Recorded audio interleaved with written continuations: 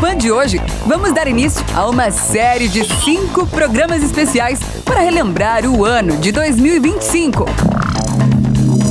Os lançamentos mais icônicos, nossas coberturas internacionais, as máquinas mais impressionantes e, claro, os melhores momentos de mais um ano de programa. Nesse primeiro programa, vamos direto para as pistas da Fórmula 1 com Rodrigo Lamonato, trazendo o que rolou de mais importante na última temporada. Vamos relembrar o maior ícone do automobilismo brasileiro, Ayrton Senna, com uma reportagem especial que produzimos. Interlagos e Jacarepaguá, 2 pistas icônicas em solo brasileiro, foram palco aqui no Máquinas na Pan. Você sabe o que o Corvette e a NASA têm em comum? Você vai ficar por dentro dessa curiosa ligação. Então se ajeite bem aí no cockpit, porque o primeiro programa da retrospectiva 2025 do Máquinas na Pan está só começando.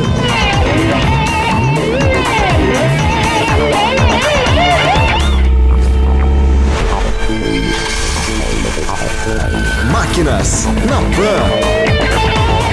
A gente começa o programa trazendo para você um raio-x completo do ano de 2025 na temporada da Fórmula 1, apresentado por Rodrigo Lamonato. A temporada de 2025 da Fórmula 1 chegou ao fim e que ano espetacular tivemos. Tivemos um campeão novo e um novo campeão que nunca tinha vencido um título. Batalhas intensas, drama dentro e fora da pista, e a gente não poderia começar por outro que não Lando Norris, o campeão de 2025. O piloto britânico da McLaren finalmente conquistou sua primeira taça, quebrando um jejum para a equipe de 17 anos sem faturar o Campeonato Mundial de Pilotos. Eles já tinham levado construtores no ano passado e repetiram o feito em 2025. Antes de 2025, o último piloto a levar um campeonato mundial tinha sido Lewis Hamilton em 2008, naquele final dramático contra Felipe Massa. Norris mostrou uma melhoria na sua consistência, especialmente no terço final desse campeonato. É verdade que cometeu alguns erros, mas soube também sair do buraco emocionalmente em diversas oportunidades. Pode não ter aquele estilo impiedoso dos grandes campeões, Verstappen, Fernando Alonso, Lewis Hamilton, Ayrton Senna, mas sua fidelidade à McLaren e sua pilotagem inteligente e, não podemos tirar isso dele, muito veloz, o levaram a uma conquista que foi selada na última etapa do campeonato em Abu Dhabi. Ele chegou lá precisando dos pontos de um terceiro lugar e foi exatamente essa posição que ele obteve. Mas um resumo de 2025 não estaria completo sem falarmos de Max Verstappen, que possivelmente teve seu melhor ano de pilotagem, à la Ayrton Senna em 1993. Nos dois casos, os pilotos andaram o fino, mas não tiveram carro para brigar consistentemente pelo campeonato. Ainda assim, Verstappen deu trabalho. Na primeira metade do ano, conseguiu permanecer a alguma distância da ponta. Viu a Red Bull perder bastante desempenho no terço médio deste campeonato, mas aí, de agosto para frente, iniciou uma recuperação espetacular. De 104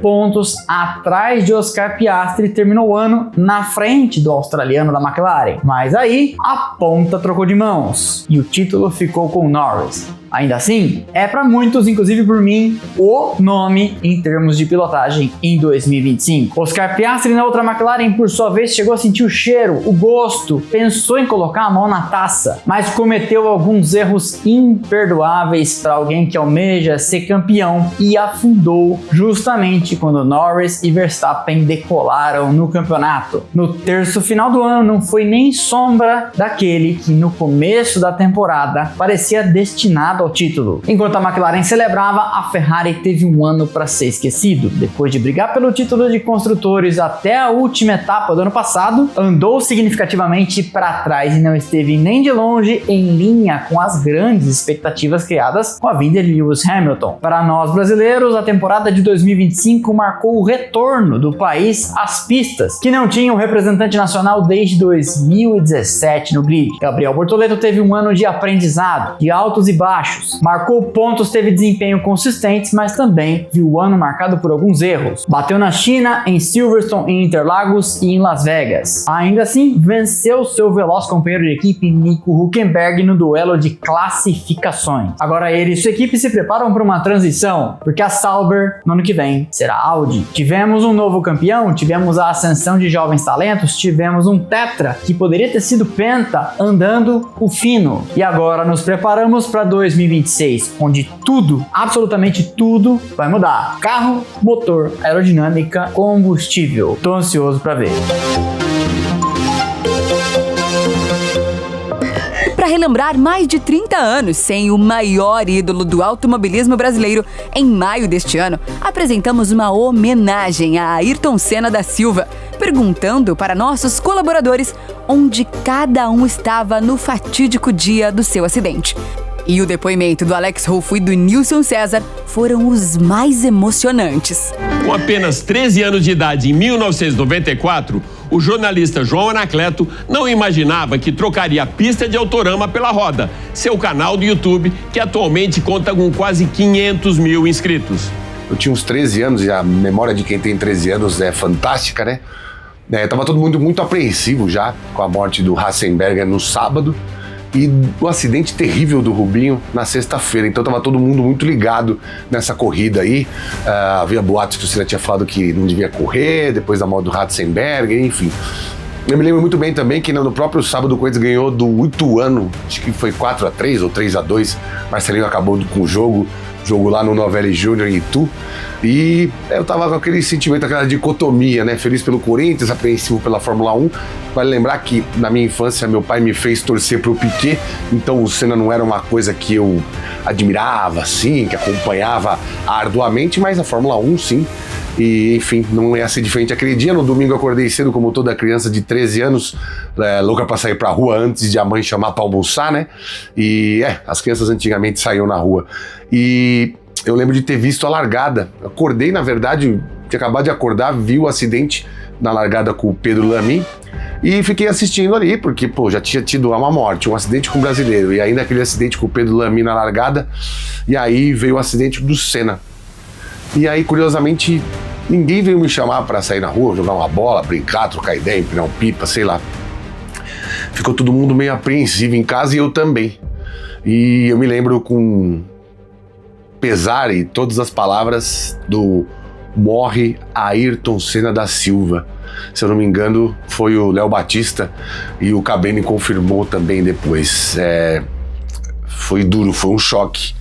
E a partir dali, né, a gente assistindo a Globo, tal, todos os canais dando um monte de notícias e informações, aí do Fantástico pra frente já começou aquela coisa da choradeira, né, cara? Porque a comoção foi incrível, a gente já sabia que a falta que ia fazer, e a gente já sabia também, imaginava o quanto ele tinha ainda para proporcionar de alegria para quem gostava do esporte ou gosta do esporte, ou como todo bom brasileiro gosta de ganhar e gosta de mostrar para o mundo a nossa fibra, a nossa raça e que a gente não teme ninguém. Infelizmente, de lá para cá, a gente não conseguiu mais.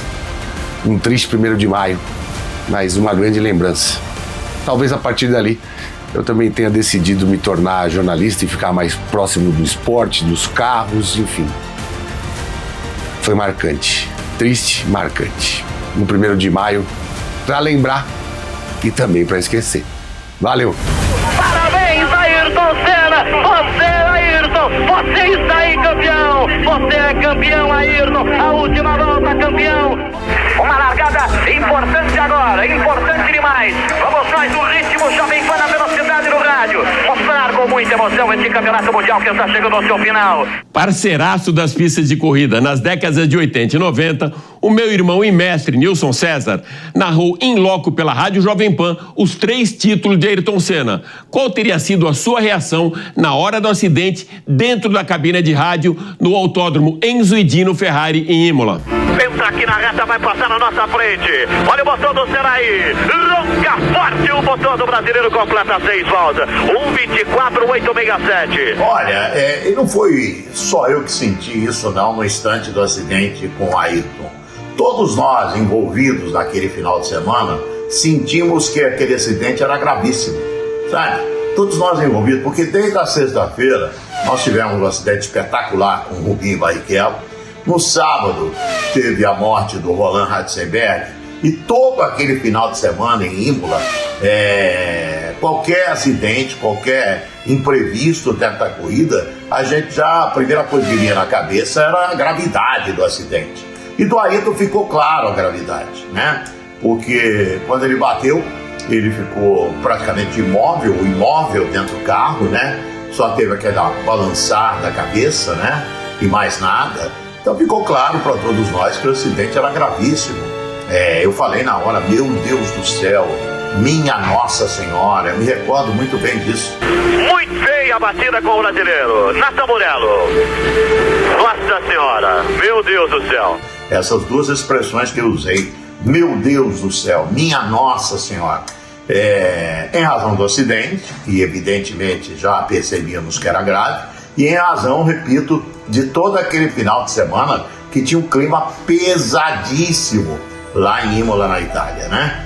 Então foi um momento muito triste para todos nós. Percebi também que meus companheiros que estavam transmitindo no nosso setor de transmissão lá em Imola, eles também claramente mostraram que estavam preocupadíssimos com o acidente, a gravidade do acidente, isso era claro, né? Todos nós carregávamos isso no final de semana inteirinho. Então foi isso que eu senti exatamente no acidente, que foi o acidente fatal que vitimou Ayrton Senna da Silva, que levou à morte Ayrton Senna da Silva, né? E você, Alex, onde é que você estava naquele 1º de maio? Em que lugar da pista você estava lá em Imola, na Itália? Um abração.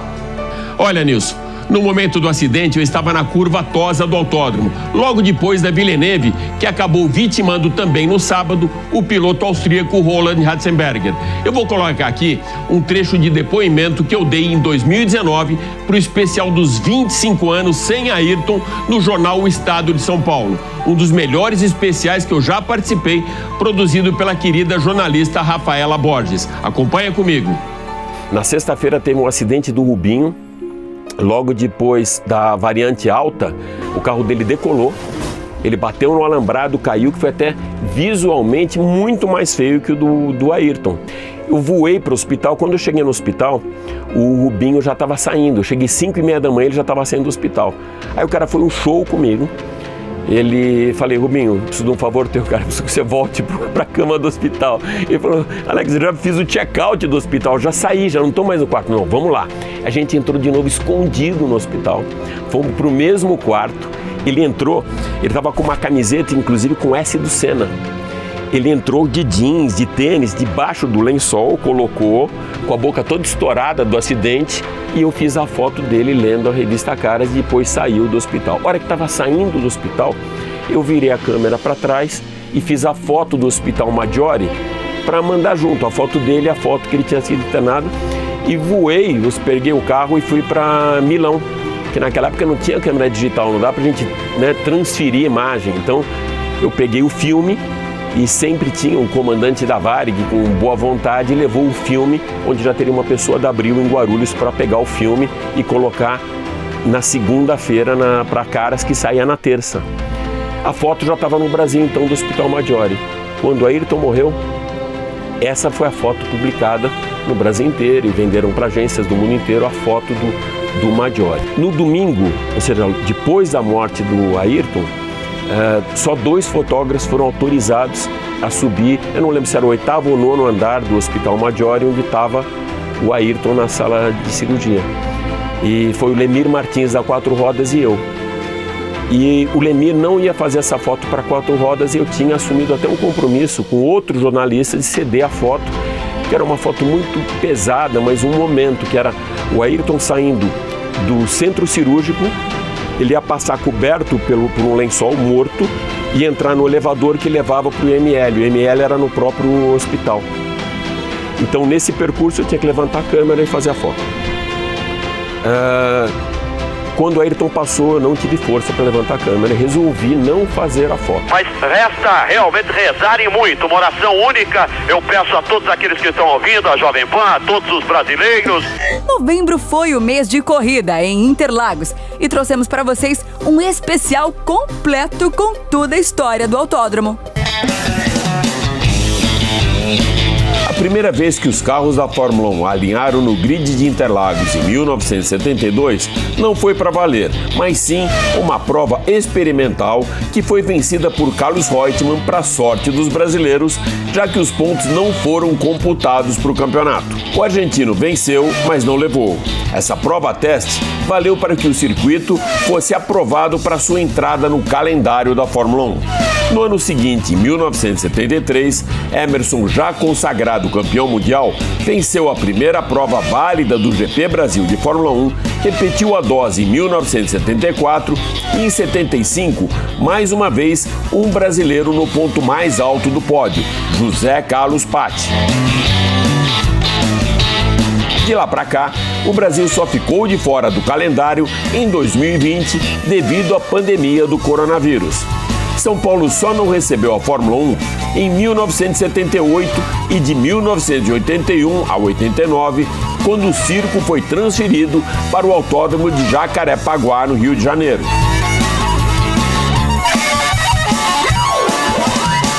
A última sede do Grande Prêmio do Brasil, o Autódromo José Carlos Patti, recebeu inúmeras reformas, melhorias e adaptações ao longo dos seus 77 anos de história. As principais intervenções se deram nos anos de 1979, 90 e 2000. Em 79, passou a ter 7.873. Já em 1990, a reforma mais abrupta da história do circuito, ficando com 4.325. No ano de 2000, a pista foi adaptada para sua extensão atual de 4.309 metros. O Grande Prêmio Brasil foi o palco da decisão de 5 títulos mundiais. Em 2005, pela primeira vez, o GP Brasil decidiu e também teve a primeira conquista do espanhol Fernando Alonso. Na temporada de 2006, Alonso tornou-se bicampeão novamente em Interlagos.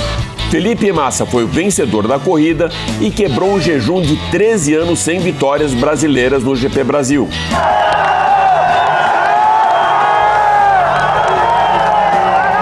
Em 2007, foi a vez do finlandês Kimi Räikkönen vencer o campeonato em Interlagos, ficando à frente do segundo e terceiro colocados por apenas 1 ponto. A prova registrou a segunda maior audiência entre eventos esportivos transmitidos para a televisão. Em 2 de novembro de 2008, Felipe Massa tornou-se o mais recente vencedor do GP e a sua vitória também foi na última corrida da temporada daquele ano. Pilotando a sua Ferrari, o brasileiro ficou perto de garantir o título da Fórmula 1, porém o britânico Lewis Hamilton da McLaren ultrapassou o alemão Timo Glock na última curva da prova e ficou com o título por apenas 1 ponto em um dos finais de temporada mais emocionantes da história da categoria.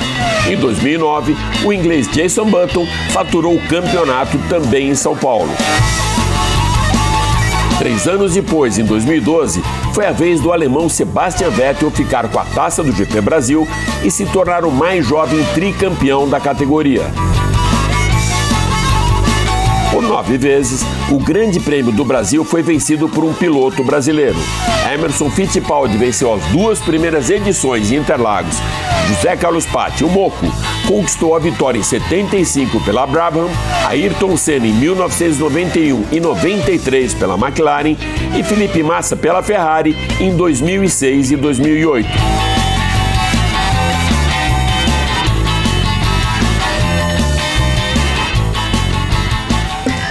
Mas se você acha que Interlagos sempre reinou como o circuito oficial da Fórmula 1 do Brasil, está enganado.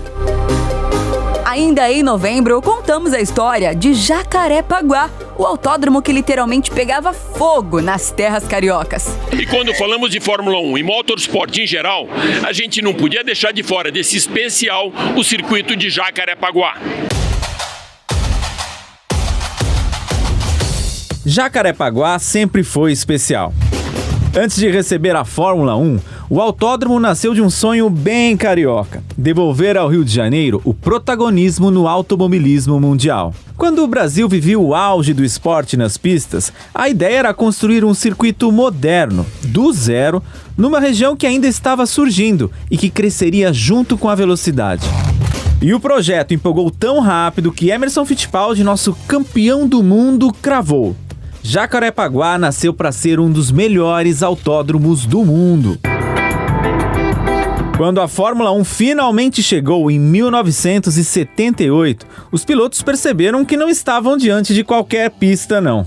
Era um traçado com um pouco mais de 5 quilômetros, longo e veloz, com curvas que exigiam precisão absoluta, como a Curva da Vitória. Para a Curva da Vitória, onde a gente completa a volta. Naturalmente, aquele que completar ela, que fechava a volta acelerando, e a Curva do Norte, no miolo, que judiava dos pneus e do preparo físico.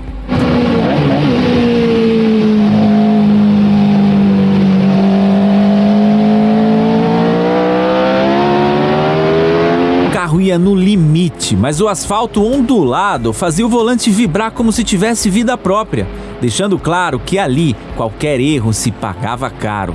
E o maior problema durante as curvas é quando tem algum balanço. E nessas curvas, praticamente todas têm sempre uma ondulação que muda a atitude do carro. O carro balança bastante aqui. No mapa, o circuito parecia simples, plano, mas bastava entrar na pista para descobrir outra verdade: técnica, traiçoeira e cheia de pequenas armadilhas.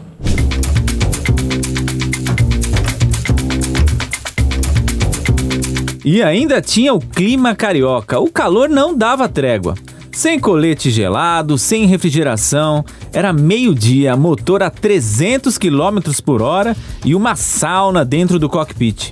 Senna explicava que aquela pista exigia preparo físico de verdade. Dizia que se o piloto não estivesse pronto, Jacarepaguá o destruía. E Berger foi ainda mais direto: ali você pilota respirando fogo. Mas o público amava essa intensidade. Arquibancadas sempre lotadas, energia lá em cima. A era de Piquet e Senna fez o país inteiro vibrar com cada ultrapassagem. Jacarepaguá virou palco de grandes histórias quentes, emocionantes e inesquecíveis.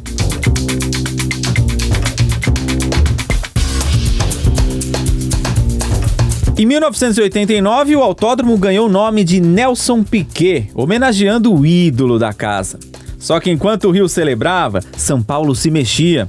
Interlagos passou por reformas profundas, ficou mais moderno, mais seguro e ainda era a casa do maior ídolo da nossa história, Ayrton Senna. Em 1990, a Fórmula 1 volta para São Paulo e nunca mais retornou ao Rio. Jacarepaguá ainda recebeu a Fórmula Indy, a MotoGP, Stock Car, mas aos poucos foi perdendo espaço até dar lugar ao Parque Olímpico. O traçado então sumiu do mapa, só não sumiu da memória de quem viveu seus melhores dias. Hoje o que fica é o sentimento de saudade. Saudade da Curva da Vitória, dos pneus derretendo, do volante tremendo nas mãos, daquela pista que podia não ser perfeita, mas era única. E aí surge sempre a mesma pergunta: será que o Rio de Janeiro volta para o calendário oficial da Fórmula 1? Recentemente, um novo projeto de autódromo voltou a ganhar força na cidade, com a ideia de recolocar o Rio nas rotas das grandes categorias de automobilismo mundial. Claro, ainda há um caminho longo pela frente e Interlagos segue firme na Fórmula 1 com contrato até 2030, mas uma coisa a gente sabe: o automobilismo é assim, a próxima curva sempre pode surpreender. Bandeirada para Nelson Piquet, o grande vencedor do Prêmio Brasil de Fórmula 1.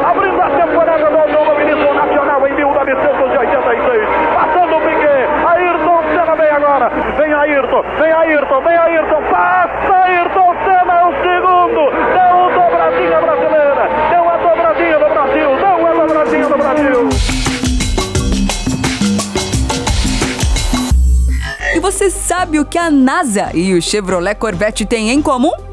No Máquinas na Pan de junho, mostramos essa reportagem curiosa sobre essa relação que pouca gente conhece. Você sabe da ligação que os astronautas da NASA têm com o Corvette? Não sabe? Então acompanha comigo.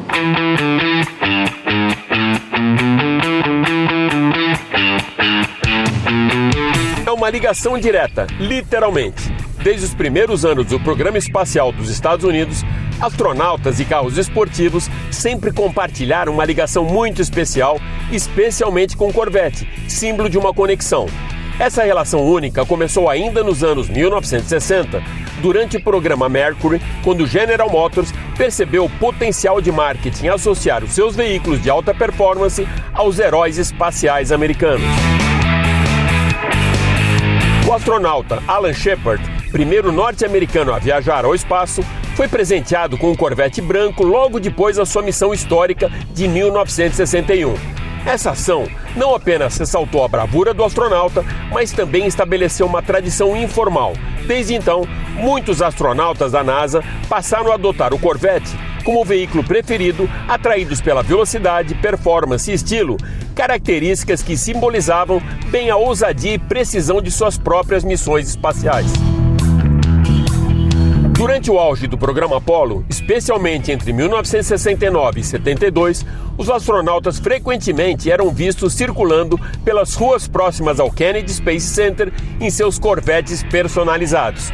Uma imagem icônica foi capturada em 69, quando os tripulantes da Apollo 12, Charles Conrad, Richard Gordon e Alan Bean, posaram orgulhosamente com seus Corvettes idênticos, todos pintados na cor dourada e preta, criando uma das fotos mais emblemáticas dessa ligação. O Corvette não era apenas um símbolo de prestígio ou recompensa.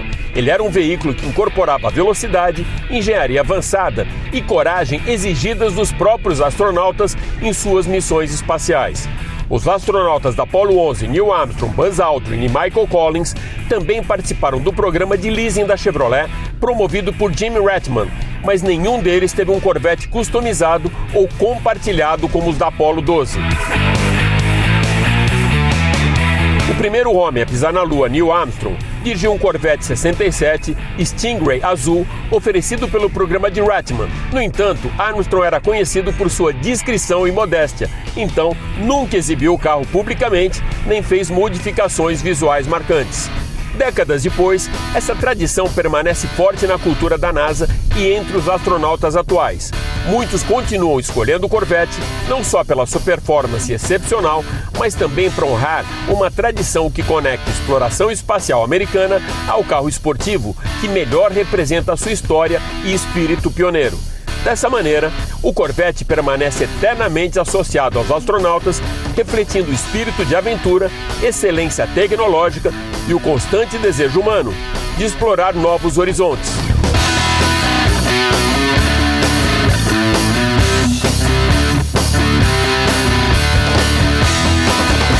E aí, gostou? Esse foi o primeiro programa da retrospectiva de 2025 do Máquinas na Pan. Semana que vem tem mais uma seleção especial de tudo que rolou por aqui no ano passado. Até a próxima!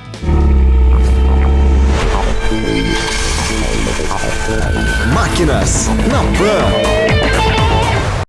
A opinião dos nossos comentaristas não reflete necessariamente a opinião do Grupo Jovem Pan de Comunicação. Realização Jovem Pan.